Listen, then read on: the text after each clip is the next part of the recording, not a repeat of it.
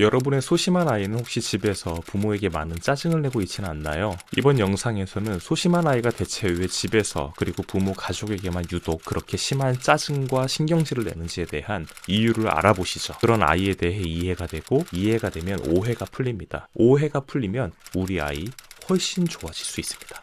바로 가보시죠. 지금 이 글을 읽고 계신 부모님이라면 우리 집에 각자 소심해서 자기 할 말 못하고 속상해하는 소심한 아이 한 명쯤은 모두 있을 겁니다. 소심한 아이들에게 나타나는 몇몇 걱정스러운 모습을 보고 있자면 우리 부모 마음에서 정말 걱정이 끊이질 않죠. 그런데 밖에선 정말 자기 표현도 잘 못하는 우리 아이가 이 집에선 그렇게 온갖 짜증과 신경질을 내고 밝게 웃는 표정보다는 무기력하고 우울한 표정을 지어 보일 때가 많습니다. 혹시 여러분은 왜 우리 소심한 아이가 이럴 거라고 생각하시나요? 기본적으로 소심한 아이는 불안이라는 기본 정서를 가지고 있습니다. 예를 들어서 한번 생각해 보죠.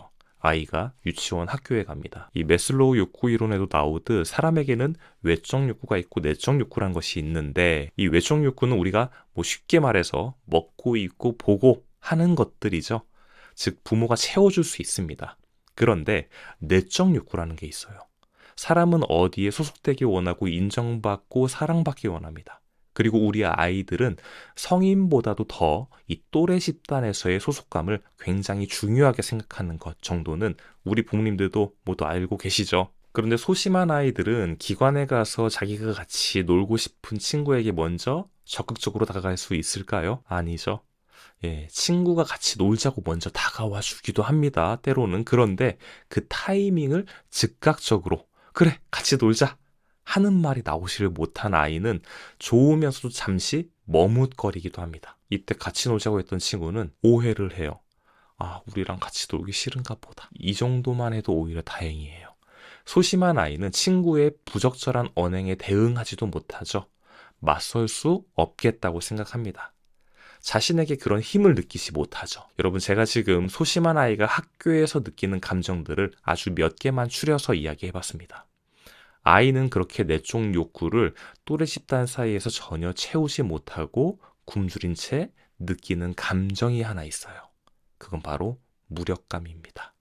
어른 아이 할 것 없이 내가 내 의지대로 어떤 무엇을 바꿀 수 없는 부정적인 상황을 지속하게 된다면 우울증이 찾아옵니다. 이 소아 우울증이 나타날 때 아이들의 특징 중 하나가 조울증, 과민성, 집중력 저하 등이죠. 즉 아이는 그나마 자신을 수용해 주려고 하는 가족에게 이 자신의 감정을 막 쏟아냅니다. 소속되지 못하고 인정받지 못하고 자기 존중을 완전히 잃어버립니다. 그럼 어떻게 해야 하나요? 보통 이런 경우 부모들은 어찌됐든 친구들과 잘 지내게 해주려고 초대도 하고 또래 애들이 좋아하는 캐릭터 장난감이나 용품들을 손에 쥐어 보내기도 합니다. 그런데 이건 오히려 아이의 자존감을 병들게 합니다. 내가 타인에게 맞춰서 뭔가 어울리려고 하고 소속감을 느끼려고 하는 행위 자체가 고착된 그 아이는 자라는 동안 자기가 자신의 삶을 사는 것이 아니라 이 자기의 몸을 가지고 타인을 의식하고 타인에 맞춘 타인의 삶을 사는 것과 다름이 없습니다. 지금 가장 중요한 것은 밖에서 하루 종일 무력감을 느끼고 있는 아이의 마음이겠죠. 이 자유롭게 자신을 단 한순간이라도 표현하지 못하고 타인의 눈치만 살피고 왔을 아이의 마음을 생각해 보면 어떨까요? 우리 어른이 만약 직장에서 매일 그런 시간을 보낸다고 한번 생각해 보세요. 직장 가는 것이 정말 무서울 겁니다.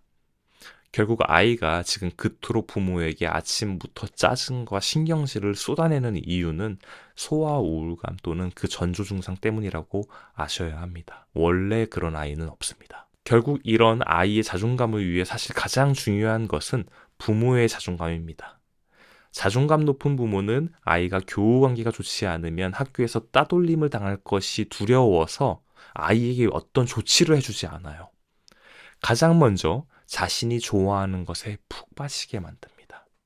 내가 좋아하는 것, 내가 잘하는 것, 그것이 느껴지면 아이들은 자신을 좋아할 수 있는 힘을 갖게 됩니다. 자기 자신이 좋은 아이는 힘이 생기고, 즉 자신을 믿는 믿음이 생기는 거죠. 이는 타인이 나를 어떻게 생각할까? 내가 어떻게 하면 타인에게 잘 보일 수 있을까와는 근본적으로 다른 차원의 이야기이고 세상입니다. 낮은 자존감을 가지고 사는 부모들의 아이들은 정말 안타깝게도 그 자존감을 대물림받게 됩니다. 그리고 그런 부모의 자존감이 먼저 개선되기 위해서는 여러분이 반드시 알아야 할 중요한 것이 한 가지 있습니다. 그건 바로 부모의 메타력입니다. 이 메타력은 우리가 흔히 아는 메타인지와는 차이가 있습니다. 실제로 메타육아 연구소를 찾아주신 우리 부모님들은 소심한 아이를 변화시켜주기 이전에 그 필요성을 느끼고 실제로 부모가 먼저 자신의 삶이 완전히 바뀌게 된 케이스가 대부분입니다. 그리고 개선된 부모의 높은 자존감과 메타력을 통해 소심한 아이 역시 부모의 자존감을 그대로 배우고 자신을 대하는 태도를 익히게 되면서 밝은 얼굴을 되찾게 된 사례가 끊임없습니다. 어떠신가요? 오늘은 아이가 유독 부모에게만 심한 짜증과 신경질을 내는 이유에 대해 알아봤습니다. 오늘 하루 단순히 신경질적인 아이의 겉모습이 아니라 아이가 집 밖에서 때로는 집 안에서 느꼈을 상실감을 잘 이해해 볼 수 있는 시간이 되길 바랍니다.